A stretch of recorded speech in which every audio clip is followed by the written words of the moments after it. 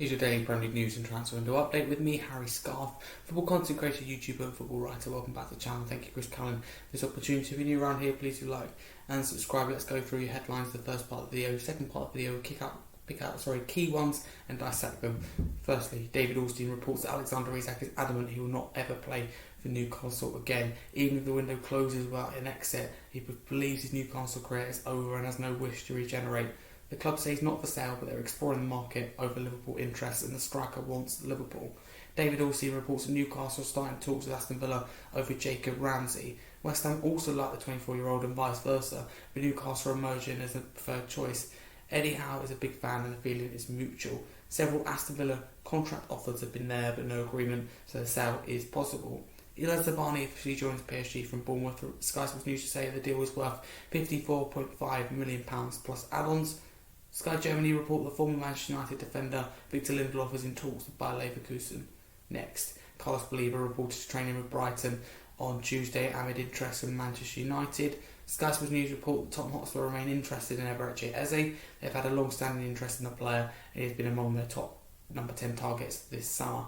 Arsenal have expressed an interest in Eze also earlier in the window. It's understood their focus is still on player sales.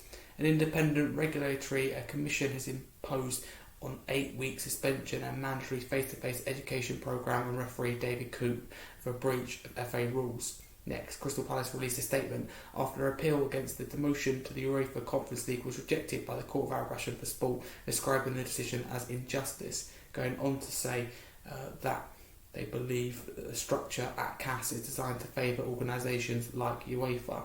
Sunderland announced the signing of Omar Adiri on a 4-year contract. David Ornstein reports that Southampton reject West Ham United's bid for midfielder Matheus Fernandes. West Ham offer was worth up to £30 million, including add-ons, which was rejected immediately without any counter-offer. Southampton valued the 21-year-old attacking midfielder at £50-60 million. No talks unless the clubs get closer to a fee. David Ornstein reports that Liverpool are in talks with Crystal Palace for centre-back Mark Gahey. No bid yet, but Liverpool are stepping up efforts and the player terms also need agreeing. The England defender wants game time assurances before the World Cup with England. If no move now, the 25-year-old will leave Crystal Palace on free in 2026. Next, Fabrizio Romano reports that Tottenham are also back in talks with Eberechi Eze as a separate deal from Sevilla. Spurs are trying again for Eze as they work on Sevilla following Maddison's injury and Son's exit. Eze's keen on, but the deal depends on whether Palace want it or not, as the release clause has expired. Fabrizio Romano reports that Chelsea are not in active talks for Donnarumma despite links. The PSG goalkeeper is not a target as Chelsea are happy with their goalkeepers. Fabrizio Romano says more on the Rodrigo story from Monday. Pep Guardiola is a big fan of the Brazilian and is pushing for this option. Manchester City are seriously considering Rodrigo in the case of Savinha's exit, and Pep would love to work with Rodrigo. It's official and confirmed Ilya Zabani signs as a new Paris Saint-Germain player until June 2030. Fabrizio Romano reported the fee was €66 million total package with Bournemouth. Next, Fabrizio Romano reports that Tottenham keep working on the Sevilla and Eze deal. Spurs want 2 attacking players to add to the squad. Talks with City and Palace are still ongoing. Fabrizio Romano reports that Chelsea maintain contacts active for Xavi Simons of RB Leipzig among many targets, while they also negotiate for Alejandro Garnacho of Manchester United. The two topics remain separate, as always reported, and Xavi's priority remains the Chelsea move. Discussions ongoing again this week with RB Leipzig. Fabrizio Romano reports that Eberechi Eze is keen on Tottenham and Palace are informed of his desire to play Champions League football. The deal now depends on club-to-club talks, but Spurs are seriously working on it. Fabrizio Romano reports that Liverpool will bid again for striker Alexander Isak has always planned since July. If or when Newcastle open the doors to his exit, no changes though. Manchester United officially confirmed that Benjamin Sesko will wear the number 30 shirt at the club. Fabrizio Romano reports that Liverpool do not see Gianni Leone and Mark Gahey necessary as alternative options. Liverpool working on both deals for weeks, as Leone is highly rated for the future and Gahey is seen as a big opportunity for now. Both negotiations are on. Fabrizio Romano reports that Manchester City made contact with PSG to ask for the Donnarumma deal conditions. Current PSG request is around €50 million, which is deemed too high, and a deal would only be possible if Ederson leaves. Chelsea are not in the race, and this position will be clarified soon. Fabrizio Romano reports that Galatasaray have made a direct approach with Manchester City for Ederson as their main target as goalkeeper. Donnarumma option never seen as concrete, with Galatasaray focused on the Ederson deal. Talks ongoing on both the club and the player side. It could be key for Man City's pursuit of Donnarumma. Fabrizio Romano reports that Liverpool have agreed personal terms with Mark Gahey. Giovanni Leone is also keen on the move. Negotiations underway with Crystal Palace for a fee around £35 million as a total package, and a deal could be done very soon. Liverpool work on both the Gahey and Leone deal. Not alternative as revealed today. It would beat both. Next, it's official and confirmed Jack Grealish joins Everton. Grealish said I spoke to Wayne Rooney before I came here and I mentioned that to him about the number 18, so I hope he's happy as well. Several sources include Fabrizio Romano reports it's a loan deal with an option to buy, not an obligation, and that option is £50 million. Fabrizio Romano reports, because by the way it's been announced that Malik Thor has joined Newcastle from AC Milan on a 4-year contract, but Fabrizio Romano reports that it's a €40 million deal from AC Milan, €36 million fixed fee and €4 million worth of add-ons. Last but not least, Fabrizio Romano reports that Newcastle are closing in on the signing of midfielder Jacob Ramsey from Aston Villa. Agreement almost done for a £40 million package as clubs are now finalising the deal, and then we get the here we go. Despite West Ham's approach, Ramsey only wants Newcastle, and the Newcastle move is now imminent. That is your Premier League headlines. Quite a lot as always in the last 24 hours. Let's go through and pick out the key ones. I want to start with Isak. I think it's really disrespectful and I hate the way that Isak's got about it. If you're a Newcastle fan right now, I think you're absolutely fuming. You know, you've got a player that it just shows you how quickly things can change in football in general, but also how quickly that relationship between player and fans can be broken. I just think he's jeopardised basically his future. He's ruined his Newcastle career. That relationship's never going to be there now with the fans, even if he does stay. They'll be like, oh thanks Isak, you're scoring goals. The love isn't going to be there. Throwing toys out the pram all for a move, it's just like absolutely bonkers. Really poor from Isak. Attitude and mentality are really important, whatever quality you've got. My club Tottenham can relate. Someone like Tanguy Ndombele is a perfect example of that. So really disappointed in the way that Isak has gone about it from reports.